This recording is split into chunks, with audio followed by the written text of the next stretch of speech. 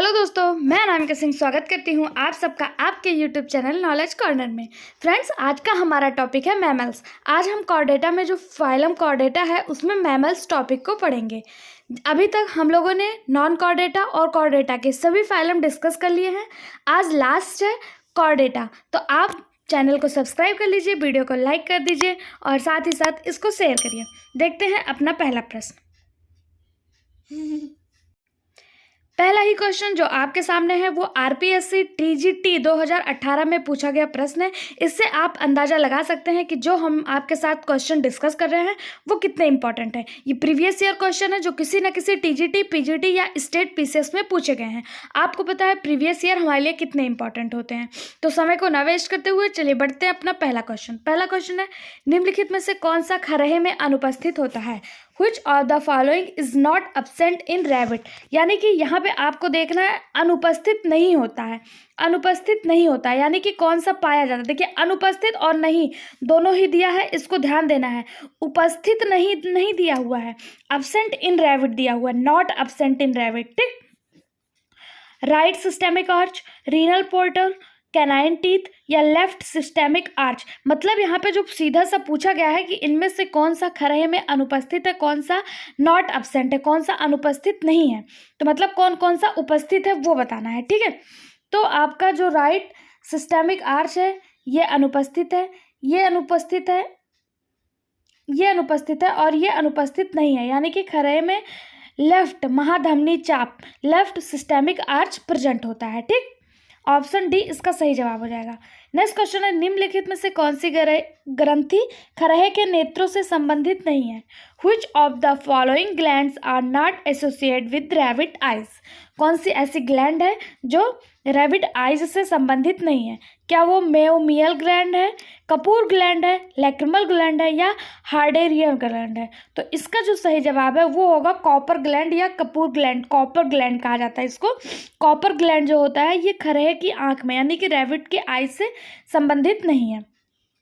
Copper gland क्या होता है, तो कॉपर ग्लैंड स्तनधारी नर में कॉपर ग्लैंड जो होता है वो प्रेजेंट होता है। ठीक है, इसे बल्बो यूरेथ्रल ग्लैंड के नाम से भी जाना जाता है। आपसे पूछा जाएगा कि बल्बो यूरेथ्रल ग्लैंड किसका सेकंड नाम है या इसका सेकंड नाम क्या है, तो इसी को कॉपर ग्लैंड या बल्बो यूरेथ्रल ग्लैंड के नाम से जाना जाता है। नेक्स्ट क्वेश्चन है, त्वचा की निम्नलिखित में से कौन सी परत खरगोश ग्रंथियां और किरेटिन संरचनाओं को जन्म देती है। यानी कि पूछा है कि कौन सी ऐसी स्किन की कौन सी लेयर है जिससे खरगोश ग्रंथियां यानी कि रैबिट्स में ग्लैंड और किरेटिन किस स्ट्रक्चर का निर्माण होता है, तो वो कौन सी लेयर है। क्या वो स्ट्रेटम ल्यूसीडम है, स्ट्रेटम जर्मेनिटम है, स्ट्रेटम स्पाइनोसम है या स्ट्रेटम गैन्युलोसम है। तो इसका जो सही जवाब हो जाएगा वो हो जाएगा ऑप्शन बी, स्ट्रेटम जर्मिनेटम। ये जो है ये खरगोश के ग्रंथियों और केराटिन को जन्म देता है। इन्हीं के द्वारा खरगोश में ग्लैंड का निर्माण होता है तथा केराटिन संरचनाओं का भी निर्माण होता है। ठीक है, यह बाह्य त्वचा की सबसे भीतरी उपकला है जो आधार तल झिल्ली पर स्थित होती है।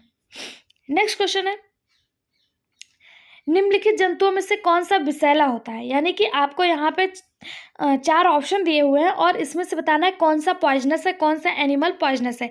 जैसा कि आप यहाँ पे देख पा रहे हैं ये यूपी टीजीटी 2021 में पूछा गया प्रश्न। ठीक है, कि कौन सा इसमें से विषैला एनिमल है, कौन सा है वो।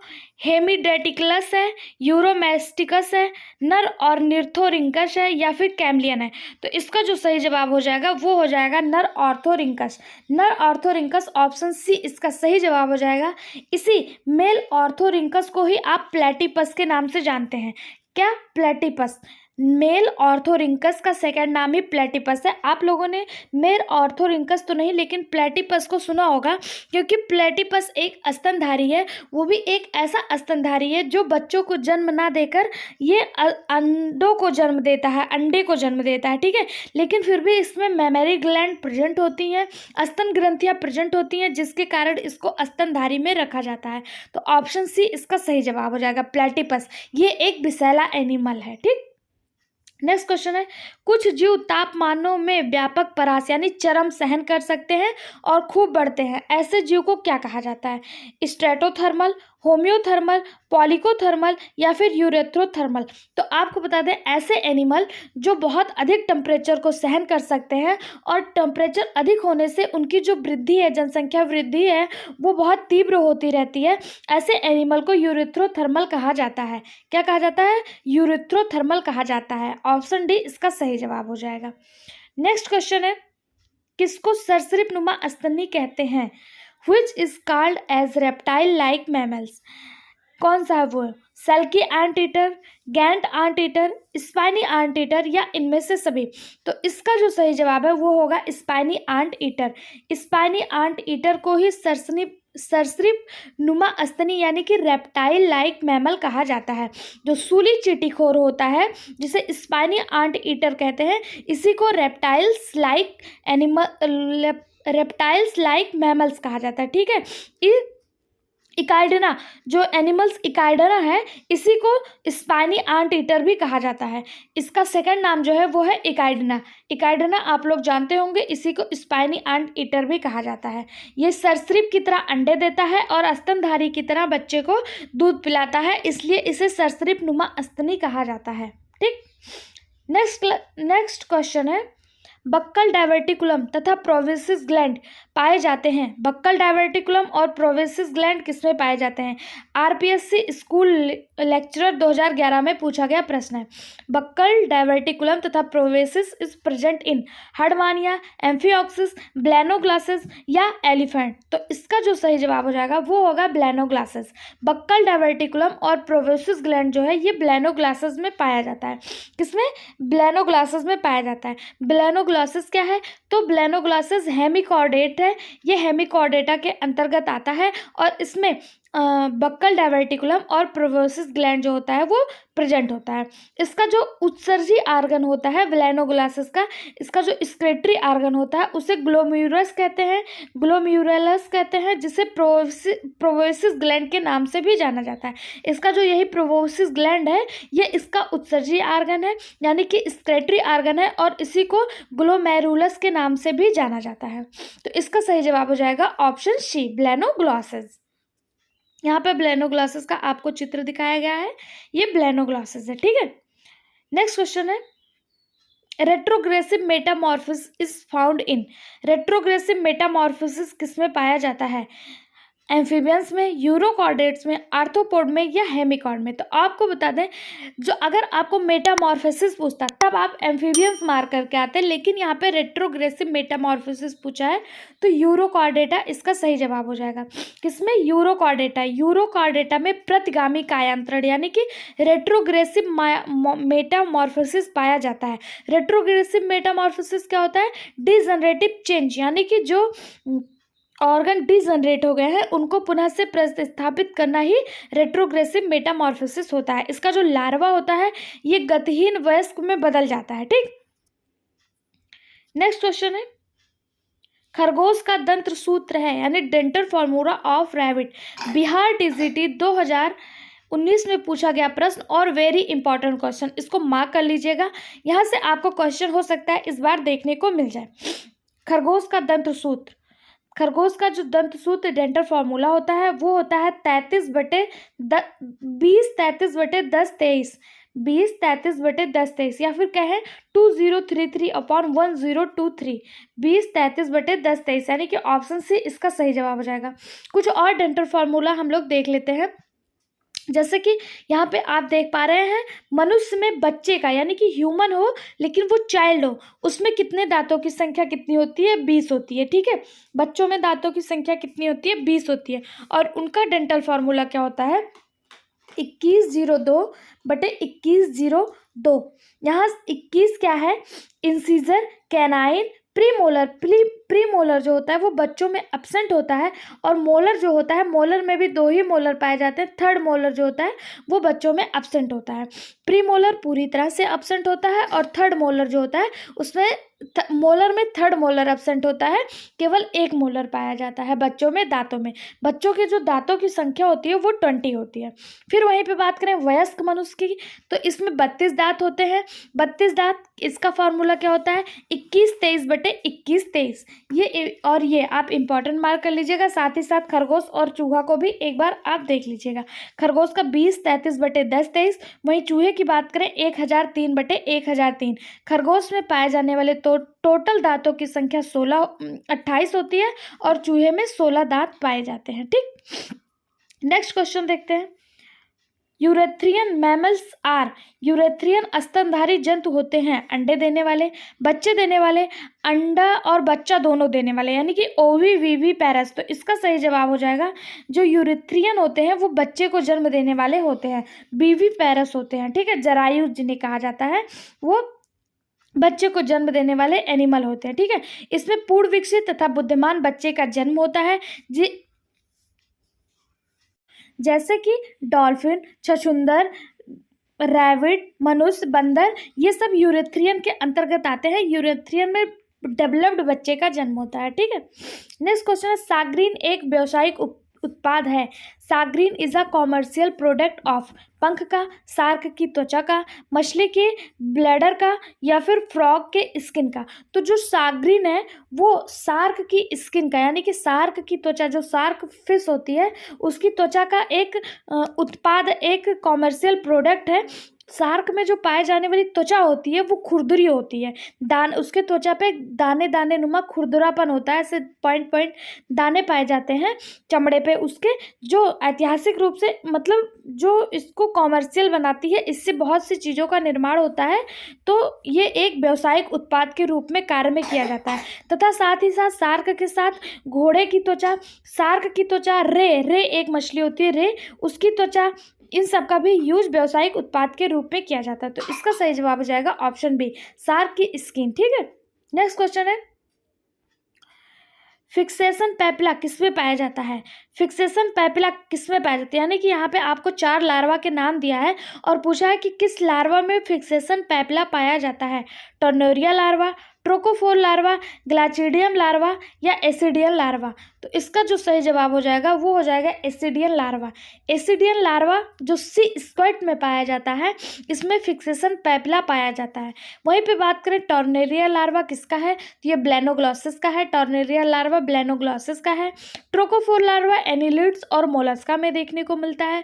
ग्लॉचिडियम लार्वा यूनियो में देखने को मिलता है, और एसिडियन लार्वा सी स्क्वाइड्स में देखने को मिलता है, और इसमें फिक्सेशन पैपिला पाया जाता है। ठीक है, नेक्स्ट क्वेश्चन है, हाथी का दांत होता है, हाथी का जो आगे वाला टस्क होता है, जो टस्क जो बड़ा सा होता है हाथी में, वो किसका रूपांतरण होता है, कौन से दांत का रूपांतरण, कौन सा दांत रूपांतरित होकर टस्क का निर्माण कर लेता है। यहाँ पे आपको 4 ऑप्शन दिए हैं और ऑप्शन को पढ़ना है और आपको सही जवाब बताना है। क्या वो मॉडिफाइड अपर कैनाइन है, या फिर मॉडिफाइड अपर सेकंड इंसिजर है, मॉडिफाइड लोअर सेकंड इंसिजर है, या specialised growth for the maxilla है। मतलब किसका जो है वो रूपांतरण होकर हाथी में टस्क टीथ का निर्माण होता है। तो आपको बता दें, जो हाथी में सेकंड इंसिजर होता है वही मॉडिफाइड होकर टस्क टीथ का निर्माण करता है, बड़े दांतों का निर्माण करता है। हाथी का जैसे ये हम लोग का दांत है, तो इसी में जो सेकंड इंसिजर होता है यही बड़ा होके बड़े बड़े दांतों का निर्माण कर लेता है, सेकंड इंसिजर। ठीक, नेक्स्ट क्वेश्चन है, निम्नलिखित में से कौन अंडे देता है फिर भी मादा दूध का स्राव करता है। मतलब यहाँ से पूछा कौन सा एनिमल है जो बच्चे को ना जन्म दे के अंडे को जन्म देता है, लेकिन फिर भी वो दूध का सिक्रेशन करता है, दूध अपने बच्चे को मिल्क पिलाता है। ठीक है, तो इस 4 ऑप्शन दिए हुए हैं, शुतुरमुर्ग, कंगारू, बैट और प्लेटिपस। तो आपको बता दें, इसमें जो है शुतुरमुर्ग जो है ये सबसे बड़ा पक्षी है, तो ये बच्चे को जन्म नहीं देता है, ये अंडे को जन्म देता है। शुतुरमुर्ग का अंडा ही सबसे बड़ा कोशिका है। अगर आपसे पूछा जाएगा सबसे बड़ी कोशिका किसकी है, तो शुतुरमुर्ग के अंडे में ही सबसे बड़ी कोशिका पाई जाती है। बात करें कंगारू की, तो ये आपका मैमल्स है, चमगादड़ भी मैमल्स है, लेकिन प्लेटिपस ये मैमल्स होते हुए भी बच्चे को जन्म ना देकर अंडे को जन्म देता है और यह अपने बच्चे को दुग्ध भी पिलाता है। इसमें स्तन ग्रंथियां भी पाई जाती है, मैमरी ग्लैंड भी पाया जाता है। तो इसका सही जवाब हो जाएगा ऑप्शन सी। प्लेटिपस अंडे देने वाला जीव है, साथ ही साथ इसमें स्तन ग्रंथियां भी होती हैं। ठीक है, नेक्स्ट क्वेश्चन है, निम्नलिखित में से कौन एक क्रेनिएटा नहीं है? यानी कि क्रेनिएटा और एक्रेनिएटा दो प्रकार के एनिमल होते हैं। तो इसमें पूछा है कि कौन सा एक्रेटा नहीं है, मिक्सिन, हर्डमानिया, साल्फा या एम्फीऑक्सिस। तो इसका सही जवाब हो जाएगा मिक्सिन। मिक्सिन एक्रेनिएटा के अंतर्गत नहीं आता है, बल्कि ये क्रेनिएटा के अंतर्गत आता है। मिक्सिन को ही आप हैगफिश के नाम से जानते हैं। मिक्सिन का सेकंड नाम क्या है? हैगफिश है। ठीक है, इसमें सिर व क्रेनियम अनुपस्थित होता है, इसलिए इसे एक्रेनिएटा के अंतर्गत रखा गया है। क्रेनिएटा क्या होते हैं? क्रेनिएटा वो एनिमल होते हैं जिसमें सिर यानी कि हेड जो होता है और क्रेनियम जो होता है वो प्रेजेंट होता है, उन्हें क्रेनिएटा के अंतर्गत रखा जाता है। और क्रेनिएटा में कॉर्डेट्स को रखा जाता है। किसको?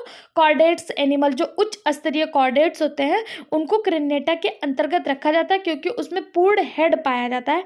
हेड की जो संरचना होती है वो पूर्ण विकसित होती है। नेक्स्ट क्वेश्चन है, मोनोट्रेम। मोनोट्रेम है, मोनोट्रेम क्या है?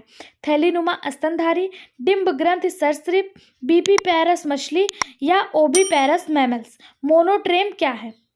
इसका जो सही जवाब हो जाएगा वो हो जाएगा ओविपेरस मैमल्स। मोनोट्रेम एक प्रकार के ओविपेरस मैमल्स होते हैं। ठीक है, ये सब क्लास प्रोटेरिया के अंतर्गत आते हैं। जैसे कि इसमें आप किसको रख सकते हैं? प्लेटिपस को रख सकते हैं, डकबिल को रख सकते हैं। इन सबको मोनोट्रीम कहते हैं। मोनोट्रीम मतलब क्या होता है? अंडे देने वाले जीव। ठीक है, अंडे देने वाले मैमल्स, इनको मोनोट्रीम के अंतर्गत रखा जाता है, जिसमें प्लेटिपस, सूली चींटीखोर यानी कि जो स्पाइनी एंट ईटर हम लोगों ने पढ़ा था, जिसे इकाइडना के नाम से जाना जाता है, ये सब आपका मोनोट्रीम के अंतर्गत आते हैं, अंडे देने वाले स्तनधारियों के अंतर्गत आते हैं। नेक्स्ट क्वेश्चन देखते हैं, नीलगाय एक स्तनधारी के गण का प्राणी है। मतलब पूछा है कि नीलगाय जो है उसका एक मैमल्स है, उसका ऑर्डर क्या है? नीलगाय का ऑर्डर क्या है? सीटेसिया, कॉर्निवोरा और आर्टियोडैक्टाइला या पेरिसोडैक्टाइला। तो इसका जो सही जवाब हो जाएगा वो हो जाएगा ऑप्शन सी, ऑर्कियोडैक्टाइला। नीलगाय एक मैमल्स है और इसका जो ऑर्डर है वो है ऑर्कियोडैक्टाइला। ठीक है, ये ऑर्डर ऑर्कियोडैक्टाइला के अंतर्गत आता है नीलगाय। नेक्स्ट क्वेश्चन है, फोरामेन ऑफ पेनिजी किसके बीच का रक्त विसरण की इजाजत देता है? फोरामेन ऑफ पेनिजी मतलब जो फोरामेन ऑफ पेनिजी है वो किसके बीच ब्लड को मिक्सिंग करता है? क्या वो दो धमनियों के बीच करता है, या दो पोर्टल सिस्टम के बीच करता है, महाधमनी और सिरा के बीच करता है, या दो वेंट्रिकल के बीच करता है? जो फोरामेन ऑफ पेनिजी है ये बिटवीन टू अरोटा पाया जाता है, यानी कि दो महाधमनियों के बीच में पाया जाता है। और उन महाधमनियों में ये ब्लड को मिक्स करने का कार्य करता है। किसमें? दो महाधमनियों के बीच में पाया जाता है और उनमें ब्लड को मिक्स्ड करने का कार्य करता है, उन महाधमनियों को जोड़ने का कार्य करता है। यानी कि बाएं महाधमनी को दाहिने महाधमनी से यानी कि लेफ्ट महाधमनी को लेफ्ट अरोटा को राइट अरोटा से जोड़ने का कार्य करता है, उनके ब्लड को आदान प्रदान और मिक्स्ड करने का कार्य करता है फोरामेन ऑफ पेनिजी। ठीक, यहाँ पे डायग्राम में आप फोरामेन ऑफ पेनिजी की स्ट्रक्चर देख पा रहे होंगे। यहाँ पे ये देखिए, ये फोरामेन ऑफ पेनिजी है जो लेफ्ट अरोटा को राइट अरोटा से जोड़ रहा है। ठीक है, लेफ्ट एरेट्रियम को राइट एरेट्रियम से जोड़ रहा है और यहीं से इसका ब्लड इसमें मिक्सड होता है और यहाँ से इसका ब्लड इसमें चला जाता है, इसका ब्लड इसमें चला जाता है। फोरामेन ऑफ पेनिजी के नाम से इस संरचना को जाना जाता है। नेक्स्ट क्वेश्चन है, कशेरुकीय नाखून किसका उत्पाद होते हैं? यानी कि vertebrate nails are diverted off, मतलब कशेरुकी जो नेल्स होते हैं वो किससे मिलकर बने होते हैं, किसका उत्पाद होते हैं? चार ऑप्शन दिया हुआ और आप इसमें से आपको सही जवाब बताना है। तो इसका जो सही जवाब हो जाएगा वो हो जाएगा option D, stratum corneum. Stratum corneum जो होता है इसी से नाखून, खुर, पंजे, सींग आदि का निर्माण होता है। स्ट्रेटम कॉर्नियम ही आगे चलकर नाखून में बदल जाता है, खुर में, पंजे में बदल जाता है स्ट्रेटम कॉर्नियम। ठीक, नेक्स्ट क्वेश्चन है, कुत्ते का दंत सूत्र क्या है? डेंटल फॉर्मूला ऑफ डॉग पूछा है आपसे। तो कुत्ते का जो दंत सूत्र होता है वो होता है एक मिनट मैं लिख के बता देती हूँ। 3142 अपॉन 3143।